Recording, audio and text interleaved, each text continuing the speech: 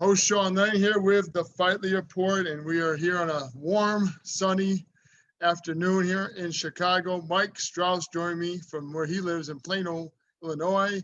And, we're just getting off of the heels of a great pay-per-view of All Elite Wrestling. But this is the Fightlete Report, so we are going to talk about this weekend's UFC fights. Mike, I'm also going to talk to you. Let's talk about UFC 263, like the biggest takeaways from that, because that was a huge event. I don't feel like I've talked about it enough.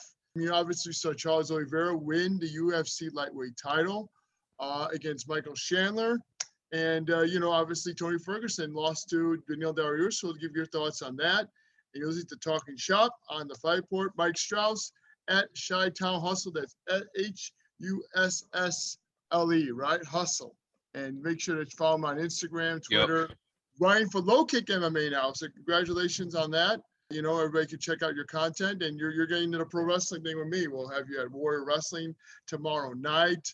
You're excited to cover that with me as well. And yeah, man, it's been a crazy year, 2020, 2021. We got things opening up. It's interesting. It's exciting. I'm actually going to the White Sox game today. First time I've been to a baseball game in years. And, I'm just excited that, everything's opened up with Warrior Wrestling. We've talked about some other promotions that have been going on too that are coming to Chicago. We've talked about Impact. Impact Slammiversary happens on July 17th. I did want to, sorry to break the news on here. They said no media as of this time. Hopefully that might change, but that's going to be a huge card, Slammiversary. I know we're going to get together for that and do a podcast as well. So it's going to be very exciting.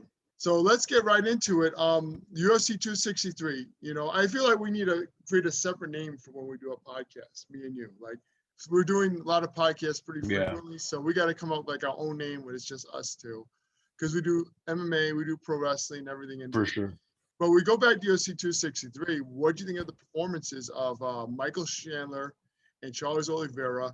And who did you have? You did say you had Chandler going into that fight. Remember the last podcast we did? You said you had Chandler knocking him out. I predicted the same thing. Did you say Chandler by decision or knockout? I thought Chandler was going to knock him out. UFC 262, though. 263 is coming up. You're right. UFC 262. We'll edit that. And what did you think of the performances of Michael Chandler and Charles Oliveira? Man, I thought the card in general was really good, man. I thought both guys, Oliveira and Chandler, looked really good. Chandler obviously looked good early on before the whole first round. He looked really good. It looked like he was going to come out and finish it. But the fight did get stopped in the second round, but it was the other way. I mean, who saw that coming, right? It was a complete 180 from round to round. But I don't really think Chandler lost too much in that loss, Now they're talking about perhaps him and Justin Gaethje getting booked, and who doesn't want to see that fight, Yes, for sure, man. Well, I'm excited to see how this fight plays out, how exciting it's going to be. When we see Charles Oliveira step back in the cage, we don't know who the number one contender is. But when I go back and look at that fight, it looked like Chandler had him finished, and he let up on him. Mm-hmm. What happened? Did he go to the ground with him, or did he want to keep the fight standing? I think he went to the ground with him when he should have kept it standing. Credit to Oliveira because, he blocked in some tough submissions on Chandler, especially that rear naked choke position from the back, and Chandler was able to maneuver right out. That was amazing. Like, just seeing him go back and forth and grappling. It wasn't just striking. Like, it was the full MMA, experience with these two fighters. And, wow, Oliveira has a chin. Oliveira has a chin. He survived. Mm-hmm. And in the second round, how did you think he was going to knock out Chandler? Do you know the odds for that? Like, that must have been crazy to pick Oliveira by knockout in the second round. Yeah, I don't know what that prop was. I'm sure it was probably close to 800, maybe 1,000. I mean, I'm just guessing, but yeah, I mean, who had that coming? No one had anybody that had a knockout in that fight. It was the other way around. It was Chandler. Yeah. I think most people that had Oliveira maybe thought he was going to win by submission. And then maybe, some people thought maybe by decision, but no one had knockout. But that's why the sport's so great, right? Yes, definitely.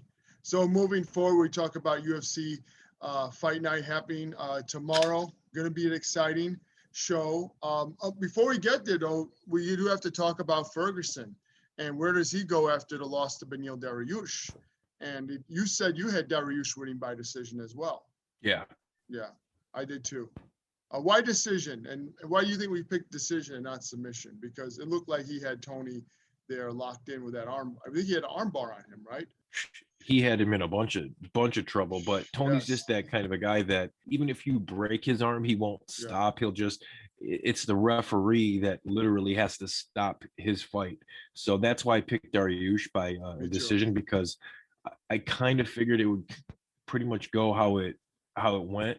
Not to pat my own back too much, but Dariush is like, it seems like he knows exactly who he is right now in this run, and he's trouble. He's really talented, and obviously he's not done in the UFC. He's still got a fight or two. I don't know, but I think he's done competing at the highest level, but I don't think he's done in the sport. I think he could find a good home maybe in the PFL or Bellator or one of those kind of promotions. Hey, bare knuckle might be calling his name. I mean, I think he loves to scrap. And yeah, for Ferguson, we'll see what the future holds for him. That actually what I was thinking about was the knee bar. He had him in like a leg lock or a knee bar. And, Ferguson was screaming in agony. Like he was, and he survived. And like, Dariush said he heard it pop too. He heard it pop, right? But from what we know, was no long-lasting injury. Obviously, he was able to walk out of the cage. I didn't see him, with that much help. So there was no report about that. Ferguson literally is a freak. He is a freak. I hope we see him fight again. And I think Dariush, possibly he could be a number one contender. Maybe 1 or 2 fights after this. I think it would be too much to rush him into that spot. Dariush is just on a good streak, man. I just think he's a solid fighter. And, it's hard, being in this area of Chicago. We have a lot of Syrian fighters. My friend Sally, she's a big fan of Dariush. He had to fight at her work, actually. And they watched that and not the main event. Like, they turned it off after that. That was their main event. I don't know if they turned it off, but, kind of everybody, it's a gambling hall. So I think they all went back to what they were doing. You know what I mean? And just this fight stayed on, but she got busy again, and but everybody just stopped because it was Dariush. So he has main potential capability. With obviously, we could see him in a fight night main event. I think he's done a fight night main event before. Correct me if I'm wrong. Dariush? Yeah, has he been in a fight night main event? Off the top of my head, I don't know. I covered him. I think it was the fight. I think it was the 25th anniversary card in Denver that he fought on. I covered him at. It was either that one or one in Oklahoma. But he is like just one of the nicest guys that he is. That's in the sport. Like he is like a truly like humble, nice man. Shakes your hand, bows your head. He's like a nice dude. He's one of the real nice guys of the sport. So I'm really happy to see him doing this well. Yeah. Me too. I got to interview him at the Assyrian Fighters Night. It was like an event for Assyrian fighters. They had fighters that were Assyrian from boxing, jiu-jitsu. We had Random Marcos and Beneil Dariush there. And that was back in 2015. I got to interview them both. So a lot of fun. It's in their blood, man. I don't know. Yeah, it is. But I think just to be, politically correct, Random Marcos is Chaldean, not Assyrian, but I guess they're together, I know we probably get people that correct us on that, but it was fun. I mean, Random Marcos is a good fighter. Americans. Yes. Random Marcos is a fun fighter to watch too. So, it's just great to see how their trajectory of their careers have gone up, and especially Dariush, like he's right there. What do you that Tesla called out? He called out the president of Tesla. Yeah. What did you think? Because his wife was waiting on a car to be produced. You know that, right? Oh yeah, because they needed more. Yeah, he needed the workers to get back in there. I mean, Elon Musk took care of it, though. I heard he sent him a car in the meantime, and I don't know if he gets to keep that one before the other car comes. So another thing, Elon Musk is a minority stakeholder in Endeavor. Oh, is he really? I didn't know that. Yeah, I didn't know that either until the media guy pointed out in the press conference. They're like, wow. Well, see, it just goes to show you how stupid I am and how smart Beneil Dariush is, because I was like, what a stupid thing, what a wasted call out. But then here you're telling me that he gets a car out of it. So it's like, oh, no, he knew what he was doing. So. Right. Definitely. And so, yeah, that's all my take from UFC 262. Great card, obviously. And let's get right into UFC Fight Night. which is happening, Rosenstruck versus Sakai. But before we get there, Ultimate Fighter. Have you interviewed any of the guys in the current Ultimate Fighter season? Are you pulling for any of them? Or do you have any interest in the show, first of all? I didn't think I was going to watch it. Mm-hmm. And I saw some buzz about it on social media. So Yeah. I decided to give it a shot. And I watched the first episode. I'm not familiar with any of the guys that are on it because I was out of the sport covering it for like almost 3 years.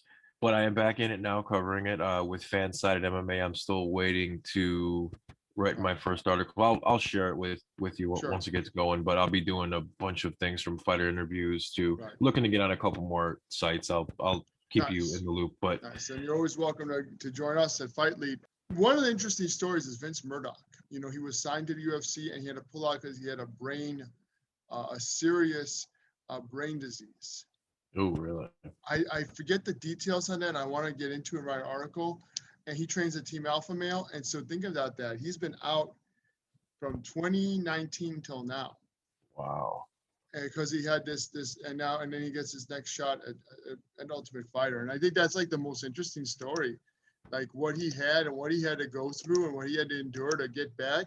And he was, never mind, it was about his life, not about his fighting career. Like he may not, you know what I'm saying? He may not, be able to live life a normal life, and they counted him out for fighting. But he underwent brain surgery and successfully. That's crazy, man. Yes, he had a rare condition.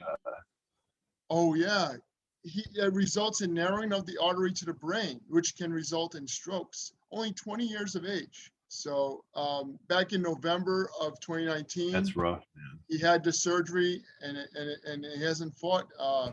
And he was signed he was formerly in Bellator, and then he was signed to UFC, but he didn't get to fight because of that. And so I think that's one of the more interesting stories in the card. I did have Dustin Scrappy Lampros. He was on my show a couple of years ago, and he trains out of Stanford MMA. So I'm pulling for those guys in particular. Yeah, I mean just because of their story and stuff, and I'm more familiar. Obviously, Dustin Lampros is pretty much the only guy that I kind of recognize out of all of them. But now that we've seen it, I did remember hearing about Vince Murdoch's story, and I remember he was scheduled to fight a fighter from Roufusport, I think Jordan Griffin. Yeah, Jordan, he's in the UFC now. Yeah. So they were. Was, I don't know. Yeah, I think he's still there. And so Return Ultimate Fighter, you have Ortega and you have Volkanovski. Talk about those guys. I can't wait for them to fight. Let's just get them in their ring, in the cage, But I like how their dynamic is, and like it was interesting that most of the fighters, when they were doing the initial workouts, they were more interested in being on Team Ortega than Team Volkanovski.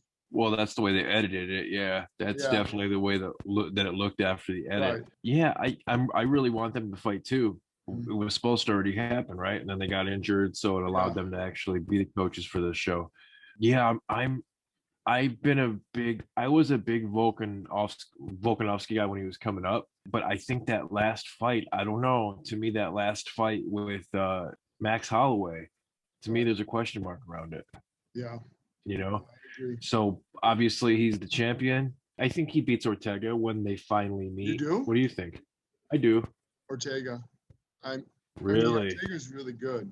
He is. I thought Ortega almost beat Max. I mean, Max, he came back in the last 3 rounds of that fight. I thought the first 2 rounds he won. Anything can go either way. The styles clash. Volkanovski's really good. Like his kicks. But you said that his last performance against Max was questionable. But the first one was not questionable. First one we said he won. No. Fair and square. Yes. Yeah, he beat the first straight one. Up on the first one. So you think that wants Max a trilogy fight, or what do you think? Because Max is fighting he's fighting another guy now. He's fighting Yair Rodriguez. Personally, Max's last fight, he never looked better, right? I think they should do a trilogy because in my eyes it's 1-1. Obviously it's in reality it's 2-0 Volkanovski, so that trilogy we might we probably aren't gonna get it. So. That's true. I listen. I'm excited for both matchups, though. I'm giving Ortega. I don't know who comes. I think Volkanovski will be the favorite, but listen, Ortega, he can strike with them. You can't sleep on this kid, and he had to come back, right? He had to sit out a long time, from what was it, 2018, his loss to Max Holloway. He didn't fight till 2020. Yeah, It was a really long time. Injuries and some really tough setbacks for him, I believe, and with the COVID era. But he did it against very good. Chang Sung Jung. Yeah, and so I do like the way he approaches, kind of like the laid back, but kind of like really cynical kind of personality he has, right? Mm-hmm. I like how he describes things, and yeah, I dig it. He's got like a very chill West Coast vibe to him, for sure. But he's kind of also, very, very intelligent guy, and very. He can be vicious when he wants to, like, even his description of things, Mm-hmm. I do like his interviews and stuff, and I do see like his point of view on things, like why he didn't accept the Stevens fight, back at UFC. I was at that event, that UFC event. Like, I was so excited for that fight. It was UFC 226, and it didn't happen because, obviously Max couldn't make it. And that was a big issue and stuff. And just, where he stood his ground. He said, no, I'm not taking Stevens. I'm waiting for Max Holloway to come back in. He fought Max, and then, obviously he had to wait a long time. And he's patient, very patient. He's very calculating. See, that's what I was trying to say, right? He's very calculating. Is our take. I mean, most fighters are, but him in particular, you can tell. So I'm excited. The people around him. Yes, the people around him is great. Obviously he works with a tremendous team and everyone that's helped him get to where he's at right now. Amazing. Obviously he's close with his team. Yeah. Like Renner Gracie. Like family. Yeah, like Renner Gracie. So yeah, I'm excited. And none of them want him to take that fight. And if we go back, we look at that first fight. The quarterfinal was Petrosky versus Phillips in the middleweight bracket. Petrosky won by submission. Not too surprising there. He's fought in LFA. He's fought in title fights before. He's fought in CFFC. And then next up, we have Mitch Raposo and Ludwig Sholinian. And Raposo is supposed to be this young guy, like a lot of hype behind him early on. He's like only 22 years old. So it should be an exciting fight in the flight. And I believe it's in the bantamweight division, which is another exciting division. We just saw a big shakeup with Garbrandt, losing a tough one, man. I mean, Rob Font, yeah, he exposed him. What did you think when you're watching that fight? What are you thinking? Man, I was thinking this is the end of Cody Garbrandt, right? I mean, Rob Font made him look goofy. I mean, maybe goofy is not the right word, but he made him look like he wasn't. I mean, and we all think Cody's got some of the best boxing, and rightfully so. He used to, right? But I don't know, man. It looked like they were playing like a different sport, it's crazy how quickly you could go from being the best to being the worst, or not the worst, but you know what I'm saying, being the best to just being knocked off your throne in this sport. It's incredible, man. And on the flip side of it, Font, I mean, he's a legit contender. Yes. Let's talk about Rob Font, man. I think he's going to be right up there in the 135-pound division. We have Corey Sandhagen and TJ Dillashaw. That was delayed. That was actually supposed to happen, I think, the fight night before that. So at this point, with the division as it stands, we got Peter Yan, Aljamain Sterling, and I know you probably have your feelings about what happened. I don't know if you agreed with the call or not, that Aljamain Sterling walked out with the belt, but there's no doubt it was an illegal knee, whether it really, took him out of the fight or not. Yeah, no, it was an illegal knee. I don't know how much of it really landed. It looked like a lot of it didn't even land, and there's no question that he was acting or overacting. Right. He took the easy way out, and in this case, the easy way was the smart way, because it was the smart thing to do. He was getting his ass kicked on everybody's card. I think one judge actually had it kind of close, which is just blows my mind. Yeah. But he was clearly getting outclassed. He was getting beaten. There wasn't much time left. I mean, would I have done the same thing? Probably. So I can't really hate on him too much. But hey, the old adage is you got to defend the title once, right? Before you're cemented as the legit champion. So Yes. Let's see what he can do in a rematch. Yeah, I'm excited for to see that fight as well. And so let's get right into tomorrow's card. How do you feel about this card? Excited for it? Like, we won't go over the whole card, but it looks like your top 3 fights. Obviously, we got 2 big heavyweights in the main event and the co-main event. You know, we've got a competitive welterweight fight as well. You know, all the way down the card. These are competitive fights. But what does stand out for you the most? Because it's not a card with a lot of star power. Yeah, I mean, kind of a weak card on paper, lacks a lot of the names, but you know, usually when there's cards like this that fly under the radar, they usually deliver. So True. from that point, it's pretty good. Yeah, there's a couple of ones that catch my eye for betting purposes. If you're into like parlay, like 3 or 4 fight parlays. Right. Obviously, the 2 at the top of the card are interesting from just the heavyweight standpoint. You got Rosenstruck versus Sakai. That's the main event. And then Walt Harris and Marcin Tybura is the co-main. Some other ones out there, the Santiago Ponzinibbio. That's going to be an interesting one with Miguel Baez. That's a good one. That is interesting. Yeah, I'm really looking forward to see how Ponzinibbio looks. And then you got Dusko Todorovic against Rodriguez, and Todorovic, I probably pronounced his name wrong. Yeah, he is. He's my lock of the night. He's who I think is actually, if for betting reasons, he's the favorite, but rightfully so. I think if you're gonna, that's the guy who, no doubt in my mind, is gonna win. That's the lock for me of the night. One of the fights on the undercard that kind of stand out is that Tanner Boser and Lir Latifi. That's another heavyweight scrap that could be fun, because I think it's a must win for Latifi. I think he's 2-3 his last 5. Right. And he's 37 years old. So I think if he doesn't win here, he's gone. But I think he's going to cash in as a plus 160 underdog. Yeah, I think that's a good one too. So you think Boser's gone if he doesn't win? Not necessarily I don't know if it's a must win for Boser. But I think I think he's coming off of a win, if I'm not mistaken. He's 3-2 in his last 5. He's looked pretty good. But Latifi, I definitely think it's a must win for him. You know, if Boser gets knocked out early in the first round, they might get rid of him. I mean, you know, he's kind of borderline to me. The Tom Breeze is another fight I'm interested in seeing, because Tom Breeze has looked really good in his last couple. So I mean, there's some good fights on here if you know what to look for, right? Yeah, definitely. And I think Boser actually lost his last fight to Andrei Arlovski, a decision. But he was on a winning streak. Okay. He's 2-3. Yeah, I mean, I'm looking at Youssef Zalal. This guy's really good, 10-4 against Sean Woodson, who's 7-1.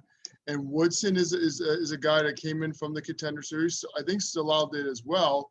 And his last fight was against Julian De Rosa, Darstro. But prior to that, he won his first win against Kyle Bochniak. And of course, who can forget that flying knee he landed at the Contender Series back in 2019 to get the UFC contract. So Sean Woodson's right there for me. To me, the undercard is just as intriguing as the main card. It is. And for Zalal, you know, he's lost 2 in a row. So he was on an incredible, you know, winning streak, 3 fights in a row in his UFC. And so he's really got to show does he have it take to compete here. And I think I like fights like those. I'll just point out too that all the odds that I'm saying are accurate as of about 12 o'clock on Friday, the 4th. So for any listeners, just keep that in mind. And they're also courtesy of DraftKings. Nice. So just keep that in mind. Real quick, if for your bettors out there, if you're looking for a 3-fight parlay, I like Latifi, Ponzinibbio, and Tybura. You got Tybura, he's a minus 177 favorite. Ponzinibbio is a plus 100 dog, and Latifi's a plus 160 dog. If you lay $100 on that parlay, you will cash at $816. Wow, that is awesome. If you want to get crazy, add a 4th guy, add Sakai to that, and that same $100 is gonna turn you into $1,608. Wow. So let's talk about that main event and talk about before we get there, let's talk about the heavyweight co-main event, Marcin Tybura and Walt Harris. Who gets it done and how? I just don't think Walt Harris has been the same since that very unfortunate incident with his daughter. I think he came back too quick. I think Tybura is better all around.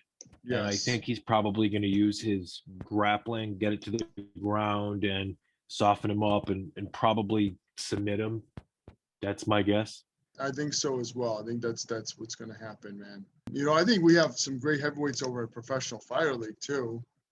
You know, and I'm excited to see that. When you talk about heavyweights, you know, and all the stuff they're doing, you know, we're Doom, and hopefully he gets that fight contested with Ferreira. I thought that was BS what happened. But, you know, you've got a lot of great talent over there in the heavyweight division of PFL too. So you can't sleep on Professional Fighter League, because what they're doing, the Professional Fighters League, that's amazing. Then we also have Bellator MMA. They've got a great card with Timothy Johnson in the main event. And that's going to be a heavyweight fight. The winner gets the interim heavyweight title, since, of course, we have Ryan Bader, who's out of commission, right? And, you know, he's obviously, you know, he's trying to compete, you know, for the light heavyweight Grand Prix that he's in already. So that's going to be interesting as well, is that there is some big heavyweight fights coming our way, courtesy of other promotions as well, because, I mean, that's what it's all about, you know, is we get the best in all the promotions, not just one promotion. That's Valentin, I think, Moldavsky. Moldavsky, right? Yeah. That's going to be an exciting one as well. And, you know, Tim is on a 3-fight win streak in Bellator. Moldavsky. I love Tim Johnson. 10-1. Yeah, he's a great fighter. Listen, beat Czech Congo, Mitch Chion. He's been quietly, you know, stomping his way up. And so, and that was a big This is a very hard fight, though. It is. This is a very hard. That Moldavsky is no joke. Those men, listen. If you're from Eastern European, you're just for whatever reason, you just have it in your DNA. Well, that's why I think Nemkin. What's his Nemikov? Vadim Nemkov. I think he wins everything. I think he wins the light heavyweight tournament and keeps his belt. Nemkov, Nemkov, yes, and he trains with Fedor too. So the Russian team, top team. Speaking of Bellator fighters, man, you know, the recent success of Chandler has got me thinking, like, Pitbull might be the best in the world. We'll see. AJ McKee, like he might be that good. Pitbull. We don't know. He's got AJ. Love McKee, that kid. But I think if you're looking at this fight from UFC standpoint, you're looking for McKay to win. And if he wins, you sign AJ McKee. Dude, if AJ McKee wins, he might be could be the biggest star ever. That's what I'm he saying. Could be one of the biggest. I mean, for the division, obviously, you know, that they compete in, you know, with the featherweight division. Yeah, for sure. And I'm thinking that's going to be an exciting fight. So we'll see, you know, when that's finally scheduled. But yeah, I definitely want to, you know, talk a little bit about Bellator. I've been covering their events. You know, they've got a big fight coming up with Douglas Lima in his next fight. So that's going to be a lot of fun, fighting for the middleweight title. The welterweight title will be on the line as well. MVP, you know, he's been talking about wanting to go to UFC. And I think he's the guy that UFC could be looking at to sign in the near future as well. Man, so I want to see MVP versus Stephen Thompson. Me too. I want to see MVP take on, you know, everybody. You know what I mean? Obviously, you know, you got Nate Diaz in there. You got, you know, Leon Edwards. You got Bilal Muhammad. Israel. Well, Israel's middleweight, but if he was wanting to go to middleweight, yeah, for sure. That'd be a hell of a fight if you want to do a super fight like that. And, you know, I know MVP's been. It wasn't his last fight just at middleweight? His last fight? I think MVP just fought what's his name at middleweight. He rearranged dude's nose very badly, remember? Oh, Derek Anderson. Man, he messed Anderson up. He did. I think that might have been at middleweight though, but he usually fights at welterweight. He usually fights at welterweight, but the welterweights, it's crazy. You know, they have a lot of great fighters over in welterweight. So I mean, it almost seems like if you're a welterweight, like a lot of welterweights and middleweights can almost bounce between the two weights. You know, they have that similar body structure where they're a little longer and a little leaner. They could almost bounce, like Gegard Mousasi. He's another guy that could kind of float between the two. Yes. Oh yeah. Gegard is the guy. He's won in both divisions as well. That last fight was a catch weight actually. So you're not totally off. Okay. They were at catch weight. They were at 175 pounds. Okay. I knew it was a little different. It was a short notice fight. That's why. And yeah, I mean, you know, you look at what MVP's been doing in Bellator. I mean, Douglas Lima's the only guy that's, you know, really stopped him. You know what I mean? Really made it, bad. If he could avenge that loss against Douglas, if he get another title shot, avenge that loss, then UFC is going to definitely sign him. I think they're going to. Dude, when Douglas Lima hit him and he just bent over, I remember looking at you and grabbing your shoulder and just being like, ah! I couldn't believe what we were seeing, you know? We were right there, you know? I know we were there, dude. I know. It was like, what just happened? I know. That was crazy. That was insane. I'm going to look at to do like a little parlay too. So when I look at the parlay, I would go with Sakai. I think he's going to win. I mean, you know, I think he has a good shot at winning. I'm not, 100% sure. I'm going to go with Sakai. I'm going to go with Tybura. And then also I am going to go with Miguel Baeza. He's a favorite against Ponzinibbio. So I would go there. If you want me to go to extend to like 4, I would go with Todoric. But he's another favorite as well. So if you add that 14 parlay, if you did $50, what do you use, $100? You win $911 if they all hit. There you go. Who was your fourth one? I took Todorovic.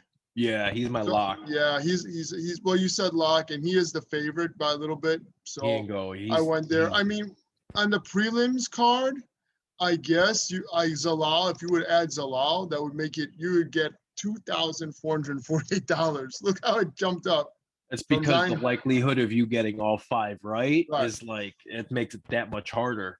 True. So I would just stick with those 4. If you guys want my official thing for that. And, dude, you know, obviously, can you imagine hitting every single fight on like 13 fights on a card? That's crazy. Well, I usually play 4 fights.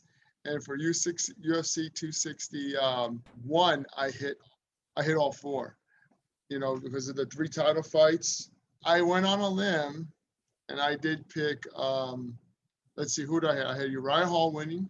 Aljamain, that was the same card, right? Aljamain, Uriah Hall, they were all on the same card. If not, then I'm thinking that's not right. I think it was the 3 title fights was the women's strawweight, the women's flyweight, and the main event, of course, was the middleweight title. Remember, with George Masvidal and Usman. So I picked Usman. Oh. I picked Valentina Shevchenko. I picked Rose Namajunas because she won me big last time. And unfortunately, I did a prop bet by submission, and she won by knockout. And then I also picked Uriah Hall, which was a ballsy pick because Weidman was a favorite, and so I hit all 3. Like, I only bet $15, and I got like $130 because I'm not a huge bettor, but that's pretty good. What site do you use? I use FanDuel. A lot. Yeah, I used to do best bet DSI, but like I hate the fact that you had to go. I don't know if they've changed, but you'd have to get a freaking a money order or something, or what is it called? The one that you can only cash certain places. I had to go to Walmart to cash it. You know what I mean? How is the payout on FanDuel? Pretty good. I think they give you good odds. They gave me a special odds on Chandler and Dariush. They like double the odds. So if you bet like $20, you could have won like $100. And I took that bet, and Chandler lost. So, but I mean, Dave, that was like 50-50. They give you one favorite, one underdog. And I thought the whole time that Chandler should not have been the underdog, but maybe I was wrong. So, but we're getting back to the fight night. Let's talk about a little bit about that. I got Tybura as well. I think he's going to get it done, just like how you said, using the grappling, take down Walt Harris, frustrate him. He might exhaust Walt Harris and get a finish. Walt Harris been finished in his last 2 fights. And, Tybura is coming off a ground and pound win over Greg Hardy. So anything's possible at this level. And Marcin Tybura, I think Marcin Tybura and Curtis Blades should fight because they're both grapplers. They're both up there in the division. I think that fight makes sense. Do you? Yeah, it does. If he gets past Harris, then that looks like one of the fights to make for sure. Yeah. And I think Blades is still waiting on an opponent, like since he's last fought, right? I don't think hasn't. I'm looking. I thought he had something booked, but wasn't too sure. No, he doesn't have anything booked. I don't know. He hasn't fought since February of this year. So quite likely we could see him and Tybura in the future. Yes, And obviously, Derek Lewis yeah, ended we his got. night. So when we go back to like the main event and stuff, Sakai and Rosenstruck, I am going on a limb with Sakai. I think he beat Marcin Tybura. He beat Ivanov. He beat Arlovsky. He beat like some of the bigger names in the division. Lost to Overeem. That was a 5th round ground and pound. But do you remember how he was fighting it? He was still fighting even when he was losing. Like, you know what I mean? He was still trying to get, you know what I mean? He was still connecting over. It's not like he was completely out of it or dominated. I thought she still did pretty well. He was showing gas tank issues and stuff, and Overeem beat him. It's crazy. Overeem's gone, and he only had one loss, and they let him go. I think there's got to be something more to that. He was old, probably past his prime, and just wasn't not Uberim anymore. But Sakai, he's another Bellator guy. He came from Bellator. He's got a lot of wins over there. Yeah, I think a lot of people are going to sleep on him, man. His odds in the last 24 hours, they've been fluctuating, nothing crazy, just a little bit. But he's closing the gap now to where he was a plus just 24 hours ago, and now he's minus 104. So he's closing that gap. I think a lot of people, before this fight starts, he might even be the favorite if these odds keep trending. So I don't know if that speaks more onto him looking great these last couple of days, or if maybe something in Rosenstruck doesn't look right. I don't know. I'm not there, but something's going on. Yeah, well, he's got big wins. He hasn't won over Overeem. We're talking about Rosenstruck, though. He's got wins over Overeem, Arlovsky, and Junior Dos Santos. But that was sandwiched between 2 losses to Ngannou, of course, who was wrecking everybody, and Cyril Gagné. So that was also a unanimous decision loss. Team Biggie Boy. I like his nickname, Biggie Boy. He's a tough guy. Listen, I think you can't put anything past him. In this division, one shot is all it takes. But I'm going with Sakai with more like the grappling exchanges. And I think he's durable enough where, he could take a punch and keep going. Whereas, Rosenstruck, after losing those two tough losses, I mean, losing them by being, finished by Ngannou and a tough loss to Cyril Gagné, I think he drops this one, but I could be wrong, I mean, anything's possible in this fight game. Yeah, I agree, man. As you mentioned, both guys, obviously heavyweights, but these guys both have one punch KO power for sure. They can put your lights out. And I think you're right. I think Sakai, he's better than Rosenstruck when the fight breaks down and you're kind of in those mad scrambles and you're tired, you're exhausted, you put your feet down, you bite down your mouthpiece and you just start swinging. I think Sakai's better in those exchanges, and that's why I'm going with him. Definitely. Well, I appreciate you, man, beyond the fight port. You have Dolidze against Starpolo, right? Starpoli? Yes. I have Roman Dolidze beating Strapole. I have Ponzinibbio over Baez. I have Todorovic over Rodriguez, and I have Tom Breeze over Arroyo. And my undercard pick is Latifi over Bozer. Tanner. Tanner. Okay, sounds good, man. Everybody get your picks in when you see this. And appreciate you, Mike, being on Fightlete report, and we'll check you out for Warrior Wrestling this weekend as well. So I appreciate. Yeah, we will see each other tomorrow. Yeah, tomorrow, and then just tell everybody how they can follow you.